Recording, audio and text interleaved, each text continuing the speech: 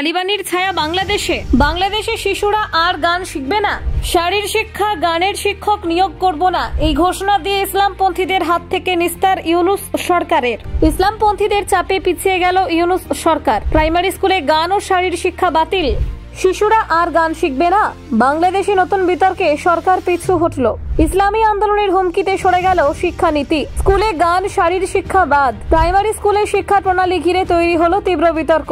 সরকারের সিদ্ধান্তে বাড়ল উত্তেজনা। ধর্মীয় চাপের মুখে শিক্ষানীতিতে বড় পরিবর্তন। ইউনূসের ঘোষণা বাতিল। স্কুলে গান শেখানো অ-ইসলামিক।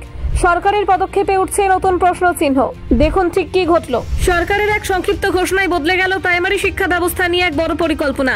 গত অগস্টে সরকার জানিয়েছিল সরকারি প্রাইমারি স্কুলে 4 ধরনের সহকারী শিক্ষক নিয়োগের প্রস্তাব আছে, যার মধ্যে গান ও শারীর শিক্ষা সহকারী শিক্ষকের পদও ছিল। তবে কয়েক মাসের নড়বড়ে রাজনৈতিক পরিবেশ এবং সড়ক প্রদর্শনের হুমকির পর সরকার এদিন সেই দুটি ক্যাটাগরি আবেদনপত্র থেকে সরিয়ে দিল। প্রত্যাহারের সবচেয়ে বড় কারণ হিসেবে সামনে এসেছে ইসলামপন্থী সংগঠনগুলোর তীব্র বিরোধিতা এবং প্রতিক্রিয়া।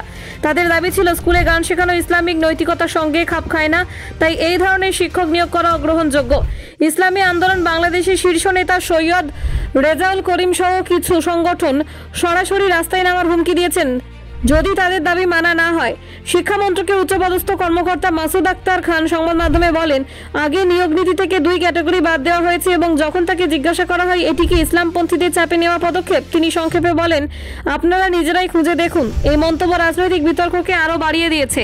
এই সিদ্ধান্তকে অনেকে দেখতে শুরু করেছেন কেবল এক প্রশাসনিক পরিবর্তন হিসেবে নয়, এটি বাংলাদেশের শৈক্ষিক এবং সাংস্কৃতিক পরিমণ্ডলে একটি বড় সংকেত হিসেবে গ্রহণ হচ্ছে। প্রশ্ন উঠছে, ছোটদের পাঠ্যসূচিতে সাংস্কৃতিক এবং শরীরচর্চার জায়গা সংকুচিত হলে তাদের শিক্ষা কতখানি সার্বিক থাকবে। গান ও শারীর শিক্ষা শুধু অবসর বা বিনোদন নয়, মানসিক ও শারীরিক বিকাশেরও উপাদান। কিছু বিশ্লেষক তুলনা টানছেন আফগানিস্তানের বর্তমান পরিস্থিতির সঙ্গে, যেখানে তালিবান শাসনের পর সাংস্কৃতিক কার্যক্রম বিশেষত গান ও নৃত্য প্রতিবন্ধিত হয়েছে। যদিও বাংলাদেশ ও আফগানিস্তানের প্রেক্ষাপট আলাদা, তবু ধর্মভিত্তিক মনোভাবে প্রভাবশালী হওয়া শিক্ষানীতিতে কি ধরনের অনুপ্রবেশ ঘটতে পারে তা নিয়ে উদ্বেগ দেখা দিয়েছে। এই ইস্যুতে সংখ্যালঘুদের ওপর যে আক্রমণাত্মক মনোভাব বাড়ছে, বিশেষত হিন্দু আন্তর্জাতিক ধর্মীয় সংস্থার বিরুদ্ধে, তাও উদ্বেগজনক। সংবাদ মাধ্যমে উঠে এসেছে কিছু গোষ্ঠী ইসকনকে সন্ত্রাসবাদী বলে আখ্যা দিয়ে নিষিদ্ধ করতে চাইছে।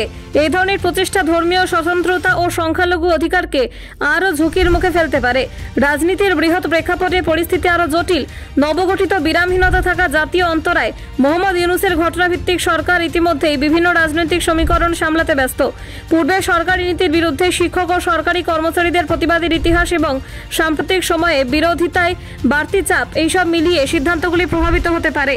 সংস্কৃতি শিক্ষা বাদ দেওয়া সিদ্ধান্ত শিক্ষাবিদ ও সাংস্কৃতিক কর্মীদের কাছ থেকে তীব্র সমালোচনার মুখে পড়েছে।